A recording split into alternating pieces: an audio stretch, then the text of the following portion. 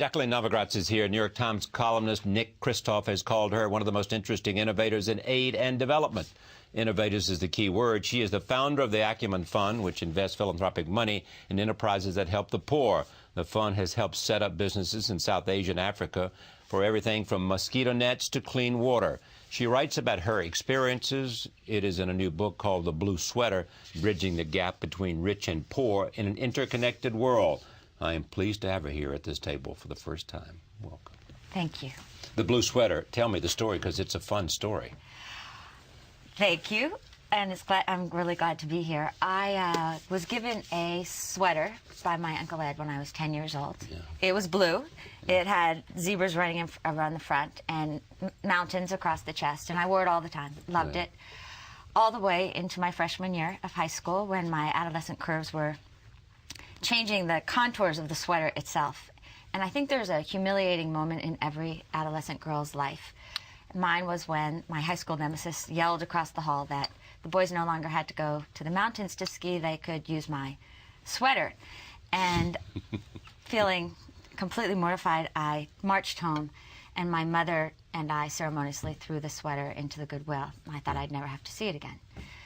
Fast forward 10 years, 5,000 miles, and I'm jogging through the hills of Kigali, Rwanda. I had left my career on Wall Street, was starting a financial institution with low-income women, and lo and behold, 10 meters in front of me, I see a little boy wearing my sweater.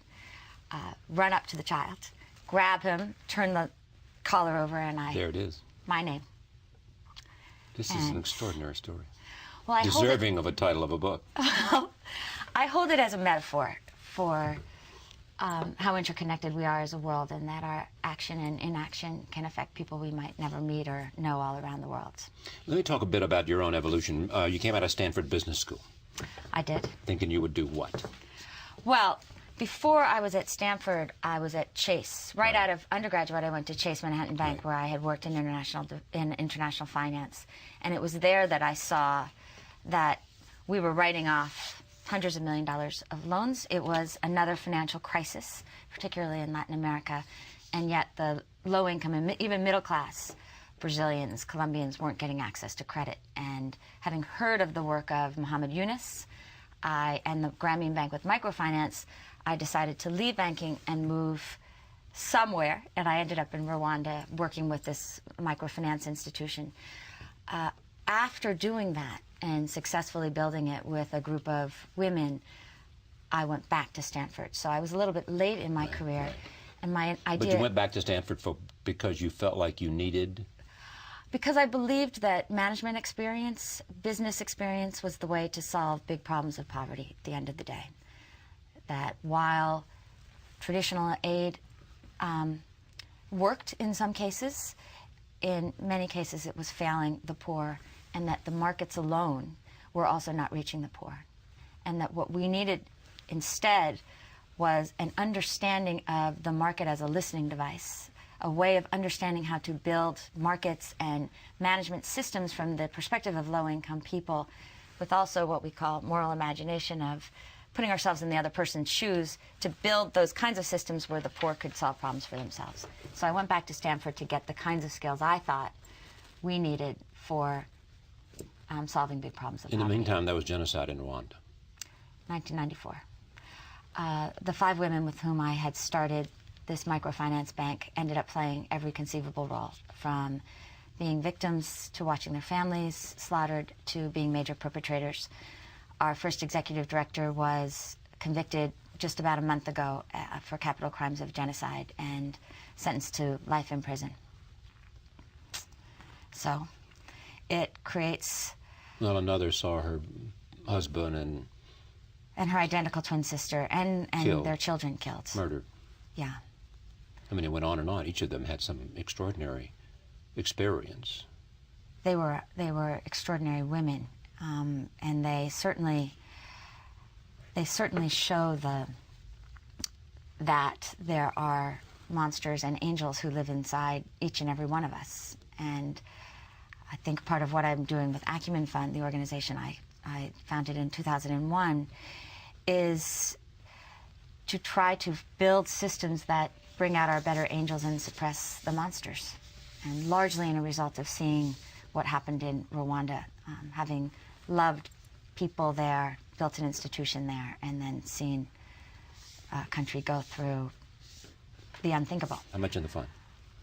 Well, we have $40 million that has been approved and invested, and we intend to invest $100 million over the next 3 to 5 years. Right now, that $40 million is invested in 40 enterprises in South Asia, Pakistan, India, Kenya, and Tanzania. What's the standard for success for you? The standard for success is, in the short term, an enterprise that is delivering a critical service like clean water to low-income people in a sustainable way, in that costs are covered by revenues, even if it requires subsidy, and that we see potential for real scale, at least 1 million people served. And today we have 5 enterprises that are in that category. An example would be the case of clean water, safe water. The world looks at 1.2 billion people with no access to safe water. And we get stuck in these conversations. On the one hand, water is a human right, should be delivered to everyone free. On the other hand, you hear environmentalists say, it's a scarce commodity, we need to price it accordingly. What Acumen did was say, let's just experiment. Isn't there a way to use a combination of the market and the public sector to deliver this critical good to the poorest? In India, 220 million people have no access to safe water. And so in 2004, we invested $600,000 into an extraordinary social entrepreneur, Tralin Zadi, who was building a for-profit company experimenting with delivering safe water through an ultraviolet filtration system to low-income rural communities. Over time, with this idea of patient capital, we put the money in expecting lower than market returns, knowing that it would be invested for a long time, and combining it with a lot of management assistance. Today, that company has 350,000 customers. It's recently raised another $15 million of capital, and we believe is on track to have 1 million customers in the next 3 to 4 years. 1 million customers in rural villages of India, showing that they will pay for something that they value and fundamentally changes their lives, suddenly gives you a model for the kind of change that we as a world could make, starting with private sector innovation, and at the end, to really scale it, either looking at additional private capital, philanthropic capital, or government. To me, it doesn't really matter, but you've got a model finally in place. What have you learned? What's the most important lesson of this ongoing experience? A couple lessons. One is that dignity is more important to the human spirit than wealth. People want to make their own choices. They want to make their own decisions. And so if you can find a way to bring services in a way that allows that, we will see more scale and we will see a greater and more sustainable world. 2 is that low-income people will pay for things that they value. It may mean subsidizing the price down to a price that they can afford, but it allows them to participate in the overall process. And 3, that this idea of patient capital works, that this idea of using philanthropic funds and investing, not just giving away handouts, investing in enterprises that reach low-income people, is a way of creating fundamental change. And so that is not only the lessons, but the philosophy. But one more time, the philosophy that has guided you and comes out of the experience seems to be to break through some cycle of charity and dependence and create both opportunity and self-esteem and a sense of worth, of human empowerment. Yeah. Yes? If I could share a story that happened a month ago, or a little more than a month ago, in the Nairobi slum that I think really illustrates this. I met Acumen Fund focuses on housing as one of our core areas. We had put $250,000 into Jamii Bora, which is a non-profit development organization that had created a for-profit housing development company to build 2,000 houses for its community members. They work with 250,000 community members. They are among the poorest, beggars, slum dwellers, prostitutes, who start off through microloans, tiny loans, and over time, a small section of them have opportunity to buy houses and move out of the slums. I wanted to understand, who are these people really? And so I went into Mathare Valley, which, to just give you the visual, is a true shanty town. Little tin boxes all crammed into a strip of land a mile long, 2/10 of a mile wide. And there I met this incredible woman named Jane. To get to her, I had to walk through raw sewage. You could feel the fear. And I asked her to tell me her story. And it was a classic slum dweller story in an African city. She said, when I was a little girl, I had 2 dreams. I wanted to be a doctor, and I wanted to marry a good man because my dad left before I got to know him. And as a result, I didn't get to go to school past 3rd grade, so I never got to be a doctor. I thought I married a good man when I was 18, and by the time I was 20, I had 2 babies, and my husband left me. And so there I was in Mathare with no skills, 2 children. Classic story, I became a prostitute. Did it for about 7 years and really wanted out, didn't see an alternative, heard about this organization. Jami Bora said, we'll give you a $50 loan, but you have to match it with savings. Took her a year to do it, but at least she had an aspiration. She did it, bought a sewing machine, 2001, and it's a story we've heard. You know, little by little, moved into a beautiful dressmaking business, and now she makes $5 or $6 a day. From many economists' perspective, she's no longer living in poverty, and yet she lives in the slum. And to get her out of the slum, she needs access to some affordable housing where she feels safe. And so she has, over the last 7 years, saved $400, and now she's moving into one of these houses because the mortgage has been structured according to the rent that she's already paying. And so I say to Jane, so tell me, where are your dreams now? And she says, you know, in some ways, my dreams look different than they did when I was little. But in many ways, they've all come true.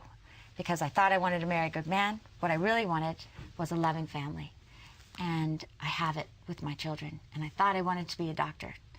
But what I really wanted to do was heal and serve. And she said, I had HIV. I found out I had HIV in 2001, but I've been taking antiretrovirals ever since. And I feel so blessed, she said, that 2 days a week I volunteer and I work with HIV patients. And I tell them, you are not dead. And because you're still alive, it is your duty to serve others. And if you can't do it for you, you do it for me. And she said, so me, I might not be a doctor because doctors give out pills. But me, maybe I'm better because I give out hope. And when I see this story over and over. When you see a low-income people move just slightly out of poverty, one of the first things they do is think about how to give to others. Dambisa Moyo was here, and she wrote a book called Dead Aid, Why Aid Is Not Working, and how that is a better way. To listen to you and to listen to her, the philosophy seems to be more overlapping than not. I think that's right. What is it that you disagree with her about? I actually don't think that Dambisa and I disagree. I think she's often heard as more draconian than she is. There have been where I would... Meaning that she would suggest cutting off all aid in 5 years or something like that? And that she would suggest that there is a role for aid. There is no doubt. When you look at what UNICEF did in the 1980s, I think, when Jim Grant, through real moral leadership, said, we are going to vaccinate all children. That's a public good. That does not happen through the markets. And the public good that comes out of universal vaccination is indisputable. And so there is a role, there's a role for looking at the 5,000 new cases of HIV a day and recognizing we need aid to help not only quell that, but to solve that. There's a role that Gates innovated. Gates started with Gavi, the Global Alliance for Vaccines. We need to find a vaccine, and the market itself isn't going to do it. The book is called The Blue Sweater, Bridging the Gap Between Rich and Poor in an Interconnected World. The author is Jacqueline Novogratz.